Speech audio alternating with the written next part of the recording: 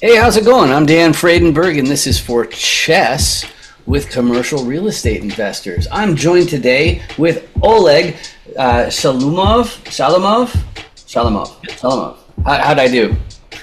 Both ways are good. The Shalomov is more natural to me, but Okay, cool. I've been learning some names in Russian because of obviously like Kasparov and Karpov, like all those guys. Yeah, they're absolutely amazing. But I'm a commercial real estate guy. Oleg is also in commercial real estate, but we have another passion, which is chess.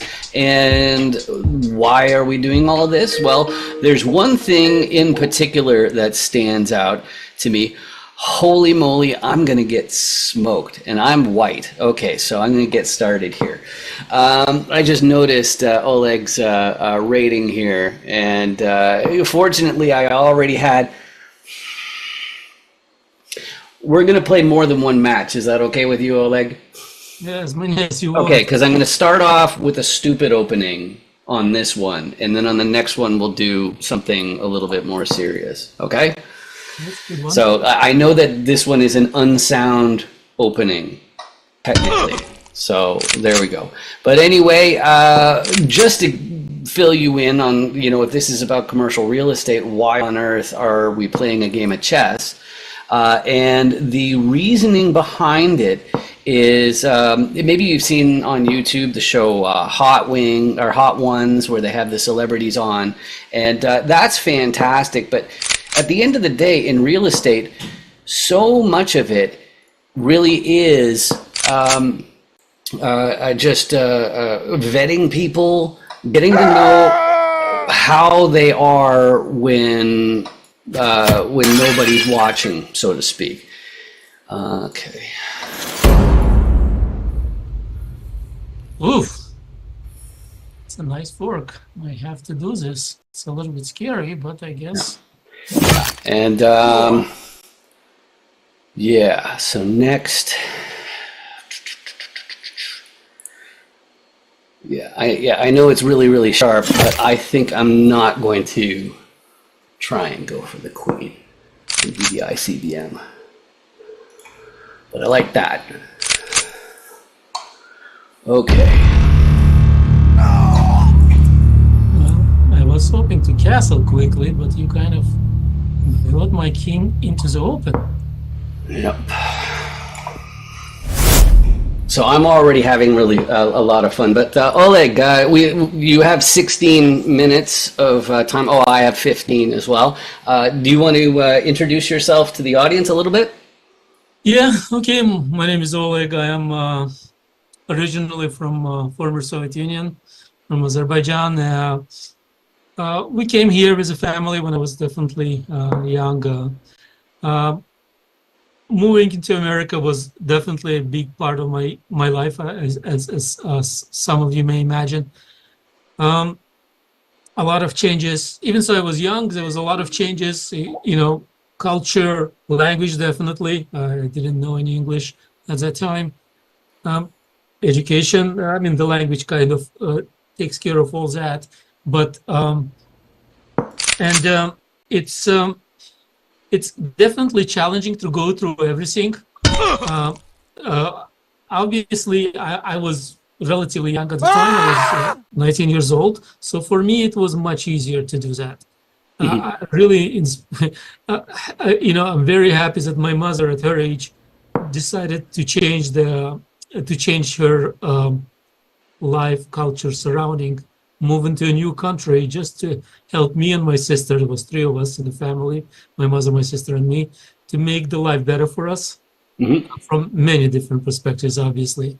So you remember vividly living under the Soviet Union? Yeah, definitely. Even so, Azerbaijan is a little bit different country, not different from Moscow, but you do feel the culture. Everybody speaks Russian. It doesn't matter which republic you're in. The culture, the mentality is all the same. Obviously, it's being pushed on all the levels, and you have to do. Talking simply, you could not have a private business in the country. Basically, you had to you had to basically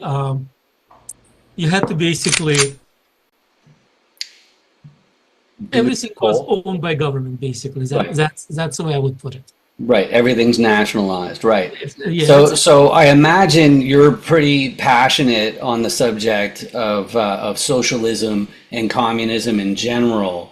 Are you more of the mind of, let people make the decision they want to make, or are you more activist and saying it's like, okay, well, I've seen this, I've seen that, and if you go down that path, it's a disaster. Like which of those two would you say describes how you lean?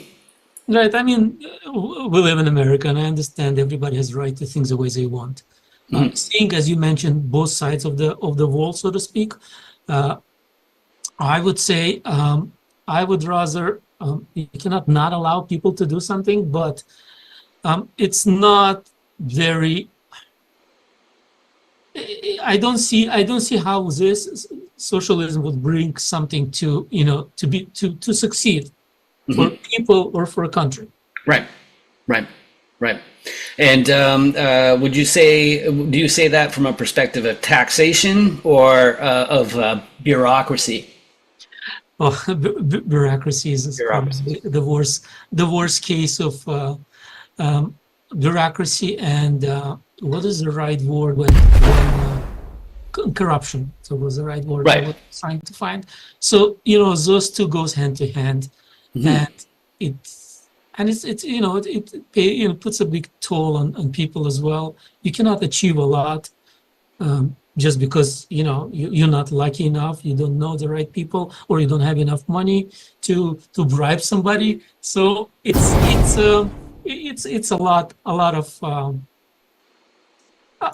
of things that you cannot achieve just because you're not lucky, so to speak. Right. Yeah, that's really amazing. So, and of course, if people watch my content frequently, one thing that I do is I like to mix equal parts smart stuff and equal parts of really stupid stuff. So my next question for you is it true that if you lose at chess, it shames your entire family and all of your ancestry?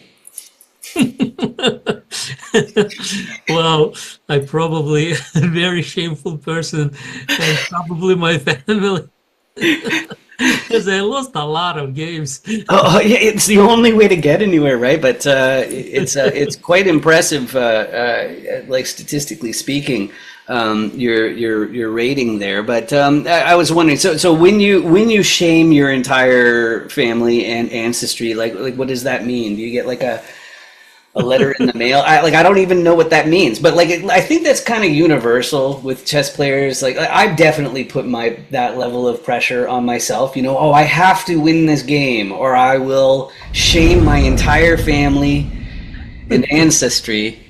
That's a good one. That we heard about that. So.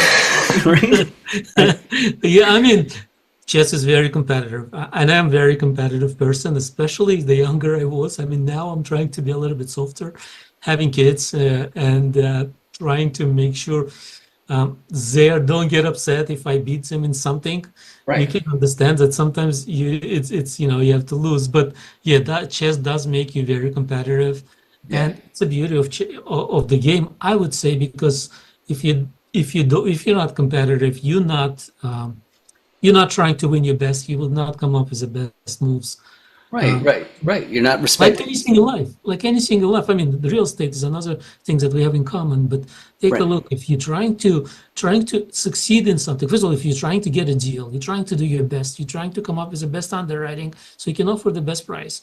But it doesn't end there. The next step is you need to make sure that whatever you did and you purchase the property, you do your best to achieve all the benefits to improve the property for the tenants. To make their life better, and you challenge yourself. Can you do it? Are you good enough for that? I mean, that also can bring you the best out of you. So it all depends how you look at it. For me, it definitely does bring the best out of me. Yeah, I absolutely love how you say that because one thing that I think makes me a little bit more worldly is I lived in Taiwan for 15 years. And before I made that decision, I already was aware. It was, I don't recall this being a quote of anyone. It was something that I recognized, though, which is that I think most people who've been acquainted with anything to do with Buddhism are aware that it's about discovering, your ultimate nature. But the insight that made me make the decision to go to Taiwan, because it was a crazy idea, it was you don't know who you are unless you also know who you're not. And that was one of the biggest reasons why I moved to the other side of the world, is I wanted to know who I wasn't. And the answers the answer may surprise you. Yes, it's very good to try to discover something you don't know. And some people would be scared of that, but it's takes a lot of guts to try to do that. And Right. wow. So, but the other thing too is that also as a Buddhist, I'm a pacifist, unless it's chess. If it's chess, you should crush your enemies. It's like you should not let the other person go easy. So that's how we end up teaching that split, that separation, that dichotomy between it's like, what does it mean to be a nice person, and then how those rules suddenly change as soon as you have these 16 pieces that are your responsibility and a guy on the other side that needs to be dead. It's very interesting how you put it. I mean, it's true. You have to put yourself in that kind of situation, but you have to understand this is just a game, right? So you need to know what triggers you, what makes the best come out of you. If that's what makes you the best, if that's what brings the best, it makes you the best analytically, like in chess game, I would say, then that's what you have to do. Because you have to put yourself in a position to win the game, of course. Mm-hmm. So that's me talking as a person who always tries to win. Mm-hmm. So right, I love it. Whatever it takes, and if that's what takes you, I would do that. I mean, again, within the limits, you have to understand it's a game, and if you lose the game, hopefully you don't get up and hit your opponent by losing the game. So, right. As long as you understand that, that's to me is the best on chess. Is you analyze. I mean, there's a lot. I mean, I studied chess a lot, and back in the Soviet Union, and you always try to. There was one world champion last year. He basically didn't play the best chess moves, but he played the moves which is most uncomfortable for the opponent. Right. And that perfectly describes how he was thinking about chess. Mm-hmm. Maybe not the best move, but at least he's not comfortable and he's not going to find the best reply. Right. If somebody likes to sacrifice the pieces and you put a boring position in front of him, he's kind of bored and he's not going to play the best move. Right. The opposite, of course. Right. So with my own, I've been telling people that for this show, I've been boot camping myself for about the last year and a half. So last year I did about 7,000 of the chess.com puzzles. Oof. And this year I've played over 2,600 games. I think I hit 2,700 like this week or like a couple days ago or something like that. So as far as learning methods, people these days, they have such a massive advantage in the form of just YouTube, right? You can follow the great masters like the top GMs now on YouTube and see, and they'll explain their thoughts. And I didn't have any chess lessons until this year. After I played about a month, and that was ripping the Band-Aid and getting used to the fact that I'm going to ruin some people's days, and sometimes I'm going to be the one with the ruined day. But I also noticed that like the game does trigger me a bit. So before I make my next move, because I think that this is like I'm behind on material. So do you think? My question is, do you think I've shamed my ancestors with my performance so far? No, I think you played very bravely. You sacrificed your knight to get my king out. It's just I was a little bit more careful defending. So Yeah. So yeah, there's a version of this. Very good job. Right. Yeah. There's a version of this Tennyson Gambit, which is basically what I'm hiding with my NF3 opening. Right. It's to basically lure people to do a D5 response. Right. So it's a very, very high probability that they're going to take the Gambit, and you can set this up. But the real point of the Gambit was to end up getting a free queen by goading you to follow along this white diagonal with your king. Like that's what that particular Gambit is. Yeah, and then you move your bishop to open up the discover and get the queen. Yeah, this is very famous, and a lot of people will be quoting that. I understand it's very tricky, and if you don't know it, it's just I was lucky that I knew it, and I figured out how to prevent it. But it's very brave nowadays. That's what I love nowadays. The computer being so advanced, and people analyze and figure all this out. And for you to figure this out, if you're saying you've been playing only for a month.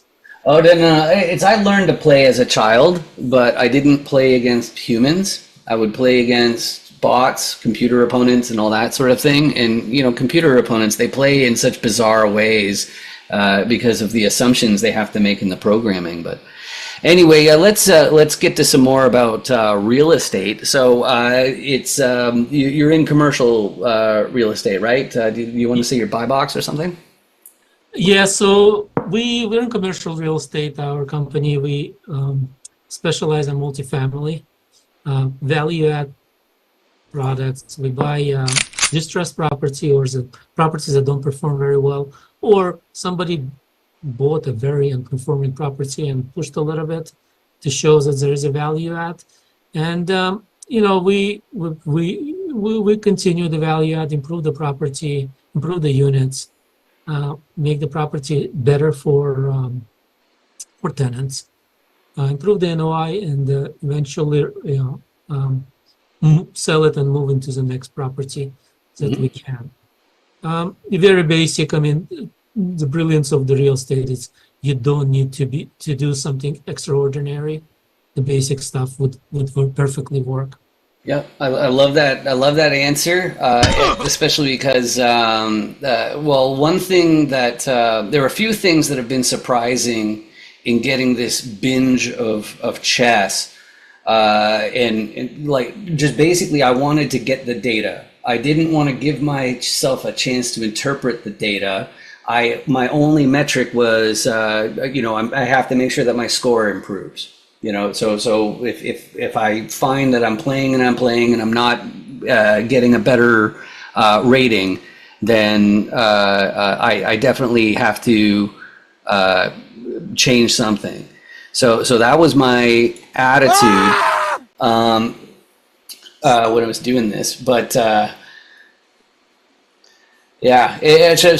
like that's what I was trying to go for. But I was trying to find out what makes me lose. And I tried for a few different things. Like I didn't try vodka. No, I did try vodka once. Sometimes it helps, especially right. Yeah, exactly. That's what I'm saying. It's like I tried. Like, does it matter if I'm intoxicated or not? Like different things like that. And does it matter if I'm happy? Does it matter if I'm sad? Does it matter if, what it is? And I came to a conclusion finally that there's only one consistent pattern, which is I lose when I refuse to calculate. When I basically say it's like, this has to be the right move. That is when I lose. So the proper thing to do is to sit there and instead of saying, I could do this or I could do this, you need to actually figure it out and go, okay, so do I threaten this pawn over here, like obviously that's a bad move, defending this that way, like do I come up here, like just you play it out in your head and you go an extra couple moves just to make sure you're not being a dummy. Yeah, I mean, calculation is a very important part of the game. I would say intuition is also very important. We know one of the best at that, world champion Tal. He would just sacrifice the pieces left and right without calculating because he felt this is winning, and he won a lot of beautiful games because of that. Mm-hmm. So there is part for intuition, but calculation has to support it definitely. So you're not wrong there. Mm-hmm. But once in a while, I don't care if I win or lose. It's a fun game. And I feel that, okay, this move is going to be beautiful. Even if I lose it, it's going it'll at least be fun, right? Right, it should be fun. Fireworks. Why we play this game. It's fun. I mean, unless you play in a world championship match and it's a final game and you need to make a draw, maybe you should not sacrifice your coin just to make it look beautiful. But, in general, this game is played to have fun. And, that's why I believe sometimes there is a place for that intuition. And, so if I lose, it's just a game. Mm-hmm. But I agree. It's, you need to calculate, but you need to sometimes inspire yourself, and that's as anything in life. I mean, in real estate, that you need to make sure the number works. Right. Right, and actually that's where I was going back to was like I also used to think that chess success was mostly dictated by your level of intelligence, and I don't think that that's true at all, because I think I think experience trumps intelligence, like up to a certain level. I think that once you get like really, really far, then I think it's going to come into play, or like how quickly you'll be able to memorize new preparation, things like that. Would you agree with that as well? So to me, I always, not always, I know from my experience as well, you can become a strong chess player no matter how much talent do you have. Mm-hmm. Right? And I would agree with you, but going further, not how you remember, but how quickly you see the patterns, how quickly you understand the position. Mm-hmm. So that's important from the talent perspective. But from remembering and memorizing, that's more of an age thing, I would say. Nowadays, you see the chess becomes so much younger. Look at the chess players before; they were like 50s and 60s. Now, if you're beyond maybe 40, you're already too old for chess, because memory is playing a big role nowadays. It's a computer analyzing the positions, and you have to remember this and that, and that's where the memory comes into play. But I agree. The talent. Take the world champion. I still consider Carlsen the world champion right now. He's playing certain positions. So I mean, you look at the moves he make and you understand it, like maybe 10 moves later. Why did he play that? Mm-hmm. That's what kind of talent chess player needs to have. That he looks deeper in the position where normal people don't see it. Like even some average grandmaster analyzing his game, sometimes they say, why did he play that? That doesn't make sense. But then you put on a computer and you see, oh, that's actually a brilliant game. How did he come up with that? So, I mean, many chess players do that, definitely. Just Carlsen is strong in technical stuff. But you can see people's talent at that point. Mm-hmm. Mm-hmm. To get to that level, you do need a talent. But to be a strong chess player, even like a 2 rating, like a 2000, it's not impossible. Anybody can do that if you put enough effort and time, obviously. Yeah, right. So as you were saying, it's just like real estate.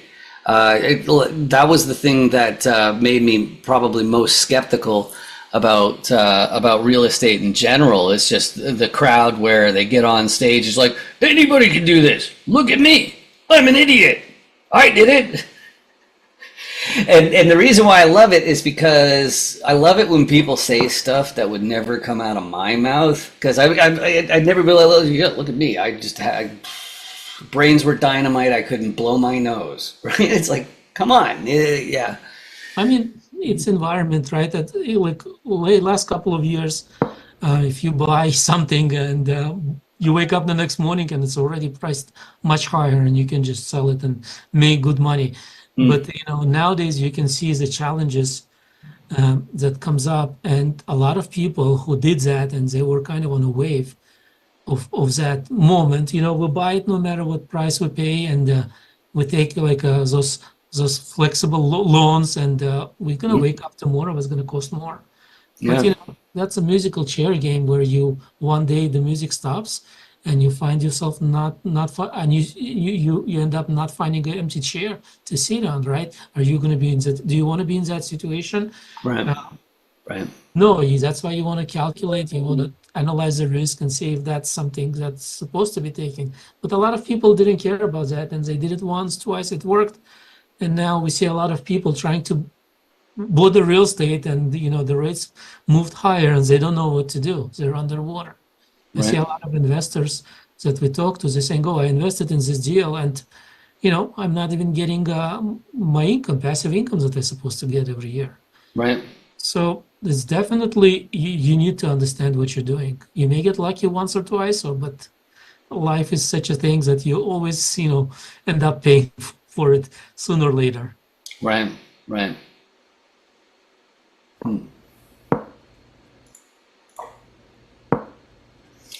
So there you go. Yeah. So you heard it here first. Apparently, anybody can get to 2,000 as well. So I haven't heard other people saying that before, but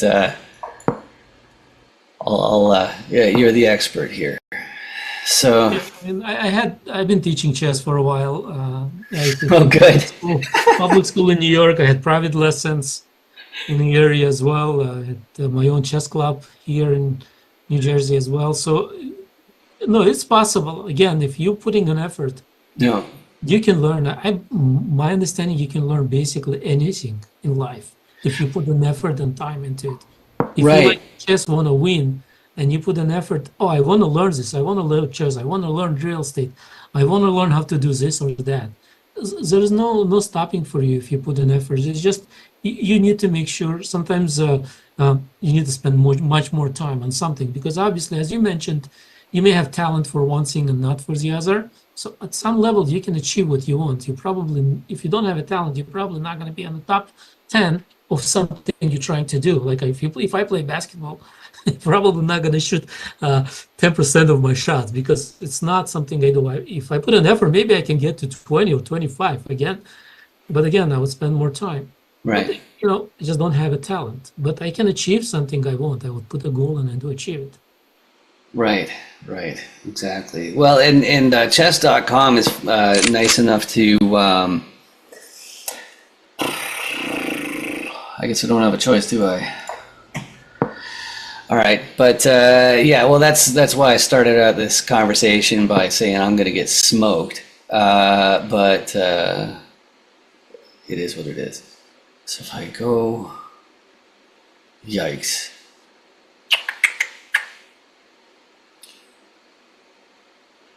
So actually, let's see if I can pull something off with this. Okay, so then. Yeah, no, that's even worse. Yeah, I'm done. Rematch with us. Trouble here. Sound opening. That's a disaster right there. Yay! No blunders, only one mistake. All right, send the rematch. Okay, that should be in the bottom right-hand corner. There should be a little. Yeah, there we go. Okay, now I get to play as black. Do you want to switch the color? Yeah, it already did for us. No, you want to switch and play? Oh, no. It's I prefer one of each. So go ahead. So and then as far as languages, I'd say that's another thing that's exactly like chess. It's learning it's learning different vocabulary. I probably shouldn't tell you. Well, you probably already know what I'm going to do. What's your guess? Well, actually, it already says in the top right what I'm doing. It's just a question of I was just wondering if you already know from my first move what my opening is going to be. Well, let's try. I'm not sure. Things Indian, maybe. There you go. Lots of fun. So, so did you? What other languages did you sample other than Russian and English? Yeah, I mean, I was born, as I said, in Azerbaijan. Azerbaijan has, even it's part of Soviet Union, or you mandatory for you to learn Russian in school. Azerbaijan has another language, Azerbaijani. So I definitely know that living in the country, you need to learn and understand how to speak it. The Turkish is another dialect of Azerbaijan, Azeri, as we call the language. So I can speak Turkish as well. Also, as I'm a Jew, and our community who end up in Azerbaijan, like 1,000 years ago, moved up into Azerbaijan from another country called Persia. The language I spoke was Persian, and our country, we as a community speak a dialect of Persian. So I can speak Persian. It's not the same Persian probably as Iranian people speak or Afghani people speak, but I can understand maybe half of the words. Okay. And definitely it's helpful. To me, more languages you know, the better. I mean, for example, I came to this country, as I said, 19 years old without any knowledge of English. However, I went to school to learn English, but I have to work. So what ended up happening, I found the stores where I can work and people speak Turkish. So I told him I don't know English, but I can speak Turkish, and the owner is Turkish, so he hired me, and I was able to kind of make end-to-end, understand him, pick up, explain, understand what he wants me to do, and do as much as I could. So definitely knowing languages is a big thing. I'm really happy my son, Ben, oldest son, he picked up that as well. He's actually into linguistics, and he's learning a lot of languages. I mean, he knows French as far as I know, Hebrew, a couple of Middle Eastern languages, Chinese. I mean, I don't know how he does it. It would have been too much for me, but he's, he picked up, and I think learning a language is very critical in your life. It's not only you learning a language, you're learning a culture. Yeah. And one thing that is most amazing to my mind about learning another language is it reveals censorship really, really well. Okay, because once you get into translation, you have to get into such specifics. Hang on, did he say obfuscate or did he say, right? Like just giving the different, because they'll have different implications. Like there's a difference between being gratified and being elated, even though they're both happy, right? Is that going to work? It's not going to work. So yeah, I really like this this opening that you're doing. It's very sharp. Yeah. Play a sharp game with you. There's chances on both sides. Yeah, I'm gonna try this. Figure it out. Oh, that's a good move. It's not ready for that. Thank you. Because I'd hate to embarrass my entire family and my ancestors. That's funny. You really made me laugh with that one. So yeah, definitely, it's languages does play a big role in personality. Right. So I'm gonna block up my opening here, but I think that's about all I got. Giving you a lot of choices here. So Mandarin, of course, is a tone language. So that's my second language because of living in Taiwan. So and a lot of people, they'll live in another country and they'll learn how to order off of a menu and not much else. Right, but it's a completely different thing to be, like discussing, difficult details, like subtle details in your religious beliefs. Talk about volatility in the market, things like that. And I think I'm just trading off for no reason, though.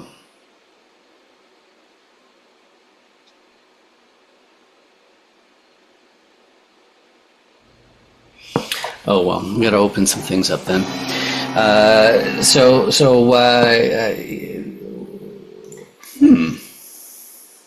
Well, that looks okay to me. Well, until I notice that battery over there. So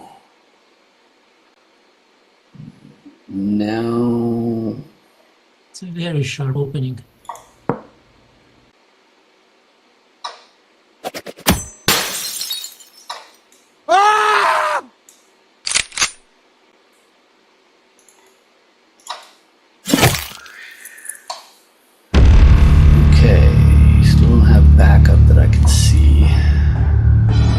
Oh, there it is. All right. I should have used my time better. Yeah, that's a chess. Some people I get it very often as well. Right. I get into it and I go fast. Yeah. And, you have to teach yourself how to stop. So. Right, exactly. So that's absolutely fantastic. Now, we ended up meeting each other through LinkedIn, and that's a great place to get to know all sorts of people in the commercial real estate space and figure out what they're doing. Of course, my hat says dandoesdeals.com. That's a great place to go to see my Chance Encounter series. So if you are in the business of commercial real estate and syndication, that sort of stuff, definitely do check that out, and we can have our 15-minute little interview where we talk about just your buy box and all that kind of silly stuff. And the reason why I do it is because that way I'll never forget to get my documentation in place before I share a 506B deal. And you better be documenting your substantive relations as well. But Oleg, so I mentioned LinkedIn. LinkedIn's a great place to find me, especially I got this distinct last name, makes me easy to find. But Oleg, is there a website that's better than LinkedIn for you, or a phone number, email, or LinkedIn the best? How should people reach out? Yeah, LinkedIn is the best right nowadays. My company name is ONM Property, and the website is onmproperties.com. And really happy you made this kind of challenge, chess and real estate. It's kind of two things that make me very passionate in life, and it's very smart way to document everything and record your connections. So you can't have anything better than this, I would say. So very clever of you to do this. Thank you. I really appreciate that. And just one little reminder, if you want to do me a solid, you can hit that downright hideous subscribe button down there, and then YouTube might actually start to pay for these videos instead of me, and I think that would be absolutely fantastic. Now, of course, the trade-off to you is you may see more videos like this in your feed. Hopefully that's a good thing, but you don't have to watch them. I just really appreciate the fact that you spent this time with me. Just like Oleg, I appreciate you joining me, and I'm going to have to insist that you come back and whoop me a couple more times in the future. Can we do that? Definitely. I really enjoyed the time. Thank you very much for inviting me. It was my pleasure to be here. And if you need me to be here more, I'll be more than happy. All right, excellent.